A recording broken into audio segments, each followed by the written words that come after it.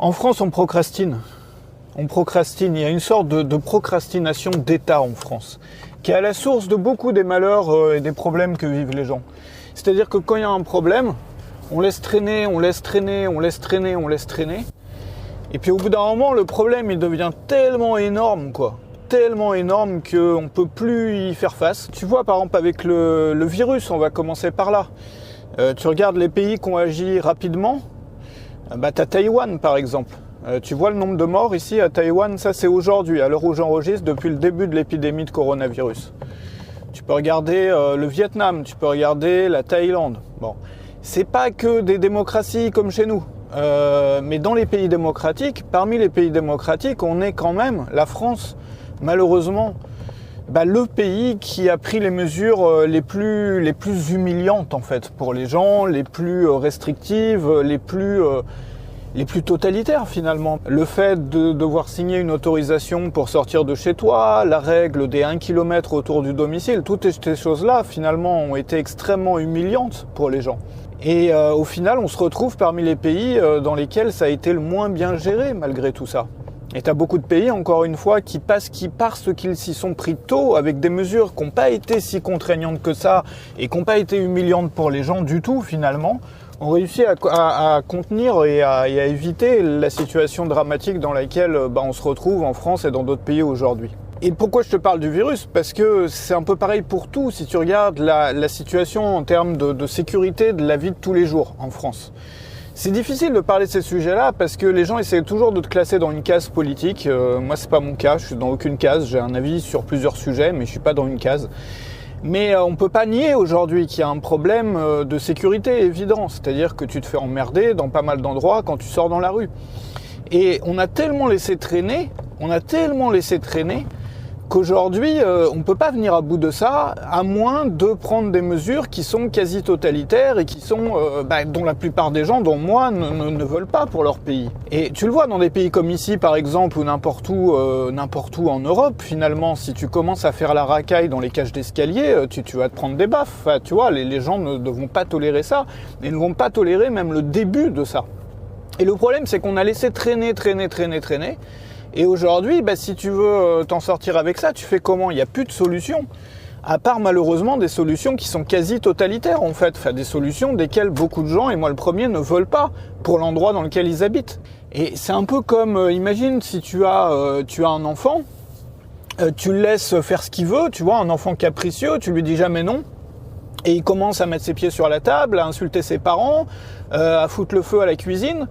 Et à ce moment-là, tu fais quoi? Tu es obligé de le mettre en maison de redressement ou tu es obligé de prendre des mesures ultra radicales. Pourquoi? C'est plus de ta faute que de la faute de l'enfant. C'est juste que tu n'as pas su lui dire non, tu n'as pas su agir à temps.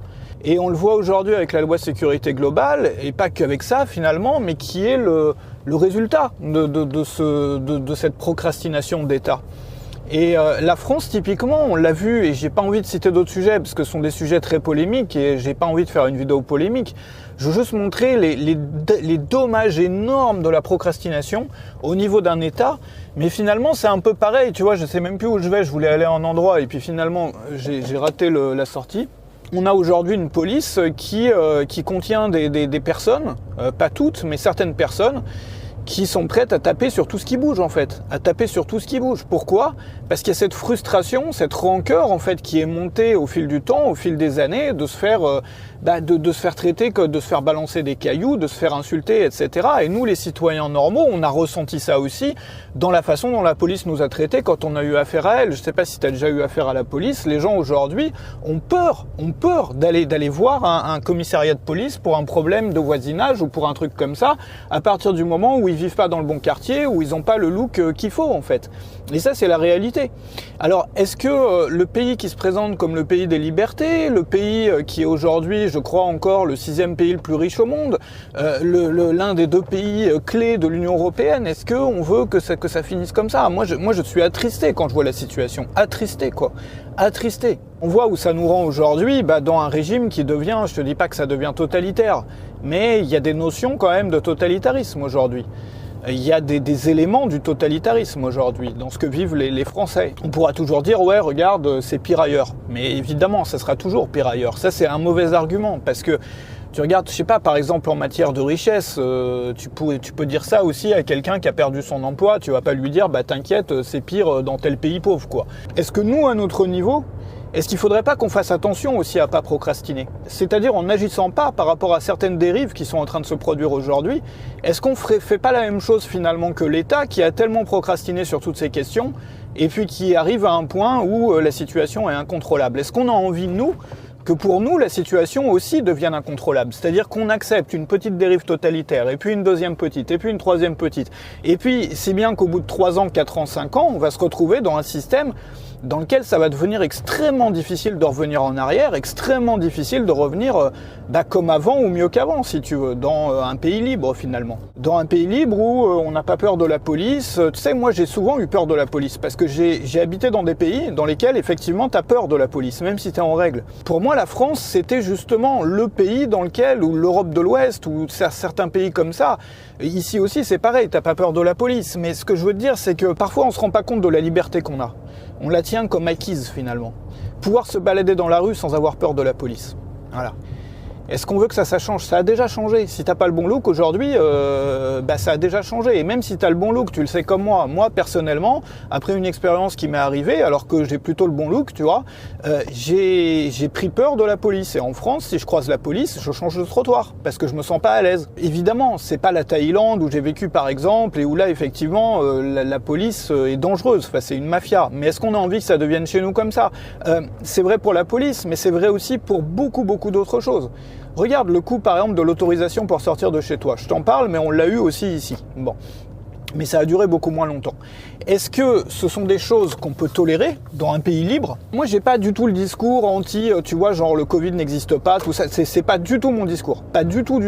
Et justement, c'est ça qui fait tout l'intérêt de ce que je suis en train de te raconter là, parce que moi, je suis pas du tout dans le discours, ça n'existe pas, il faut tous faire la fête à 300 personnes dans une cave, etc. Et puis, non, pas du tout. Mais est-ce que, en regardant les pays qui ont réussi à contenir cette épidémie ou bien à avoir un résultat plus satisfaisant que le résultat que la France a eu en matière de nombre de morts, en matière de remplissage des hôpitaux, etc. Est-ce que les pays qui ont mieux réussi que nous avaient une attestation? Est-ce que les pays qui ont mieux réussi que nous à contenir ce problème-là, est-ce qu'ils ont interdit la vente de jouets? Est-ce qu'ils ont interdit la vente de sapins de Noël? Ce que je veux te montrer par là, c'est que la procrastination, elle va des deux côtés. C'est-à-dire que là, en ce moment, on assiste au ravage de la procrastination d'État, au résultat de ce qui se passe quand l'État procrastine. Est-ce que nous, on a envie de faire la même chose? C'est-à-dire, est-ce que nous, on a envie de se retrouver dans une situation qu'on aura laissé aller, laissé passer, laissé couler, jusqu'à ce qu'elle devienne incontrôlable pour nous, pour nos propres libertés? Alors la solution c'est quoi? Moi j'incite pas forcément les gens à descendre dans la rue, chacun fait ce qu'il veut, chacun a ses avis, son avis, les gens sont assez grands pour prendre une décision et pour penser ce qu'ils ont envie de penser, c'est pas la question. Moi je crois davantage dans le changement intérieur plutôt que dans le changement extérieur. C'est-à-dire moi j'ai été désabusé par le passé de vouloir changer le monde, de vouloir changer la société sur plein de sujets. Et tu te rends bien compte que ça marche pas ou que c'est... Voilà, bon, il y a très peu de chances que tu y arrives un jour à changer le monde. Par contre, tu peux te changer toi, tu peux changer ton environnement, tu peux changer ton cadre de vie. Et ça, tu peux le faire juste en achetant un billet d'avion, enfin hors Covid, quand c'est possible de le faire. D'aller t'installer dans un pays ou dans un endroit qui correspond à la vie que tu as envie de vivre toi. Au niveau de liberté dans lequel toi tu as envie d'être, pour toi et pour tes enfants et pour ta famille. Alors, c'est pas une solution pour tout le monde, si tu veux. Mais pour certains, ça permet de régler le problème, quoi. Quand on a des problèmes où on se sent pas accepté dans un pays, où on sent que ça part à la dérive, où on n'est juste pas d'accord avec le modèle de société, où on s'y sent mal, où on s'y sent frustré, et on s'y sent incapable de déchaîner tout son potentiel, en fait. Enfin, d'aller jusqu'au bout de tout ce qu'on pourrait créer, ou faire, ou vivre, finalement. Le plus simple, c'est de changer d'endroit, de contexte.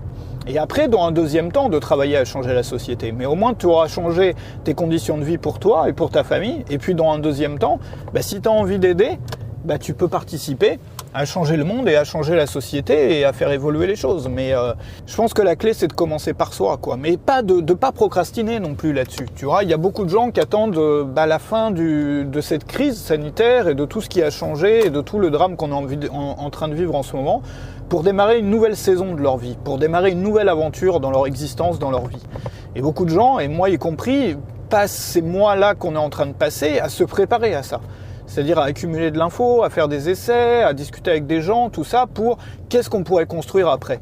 Pour nous, pour nous personnellement et pour notre famille. Il y a tellement de choses à faire. Il y a tellement de choses à faire. Et ça va commencer juste après, là, tu vois. Là, on est probablement, moi je suis pas épidémiologiste, mais on est probablement dans les derniers mois ou dans la dernière ligne droite du truc. Puis peu importe, dans tous les cas, ça va pas se terminer non plus dans 10 ans, tu vois. C'est le moment de se préparer, de se demander est-ce que moi j'ai envie de vivre dans ce monde-là ? Est-ce que moi j'ai envie de vivre dans un monde dans lequel on m'a demandé, même si on nous le demande plus tard, hein, de signer une attestation pour sortir de chez moi ? Est-ce que nous, on a envie de vivre dans un monde dans lequel la vente de jouets est interdite ? Est-ce que nous, on a envie de vivre dans un monde dans lequel on n'a pas le droit de publier des images de la police sur le web ? Après, chacun fait ce qu'il veut. Mais est-ce que c'est le moment de procrastiner en ce moment ? Est-ce que c'est le moment de se dire j'ai un projet de changement de vie, peut-être un jour, dans 10 ans, ou quand les conditions seront bonnes ? Ou bien est-ce qu'on peut se dire, là c'est la merde en fait, tout est en train de partir en vrille, est-ce que je pourrais pas en profiter pour m'échapper quoi ? M'évader de ce monde-là dans lequel je me sens pas bien, dans lequel, tu vois, c'est pas un futur que moi j'ai envie d'offrir à ma famille, à mes enfants, si t'as des enfants, si tu te poses ces questions-là, c'est maintenant quoi.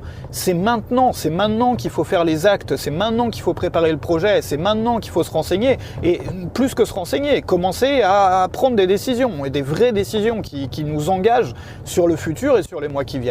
Voilà.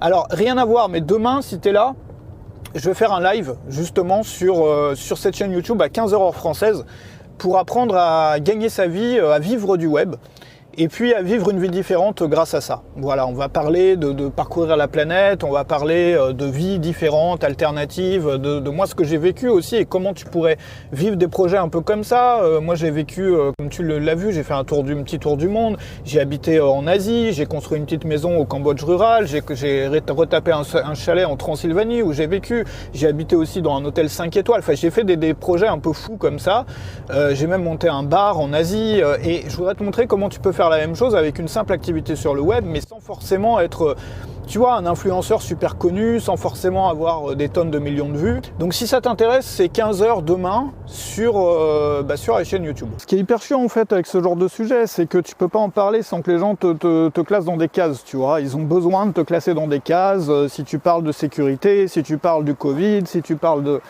des restrictions, si tu parles... C'est dommage. Moi je crois pas là-dedans.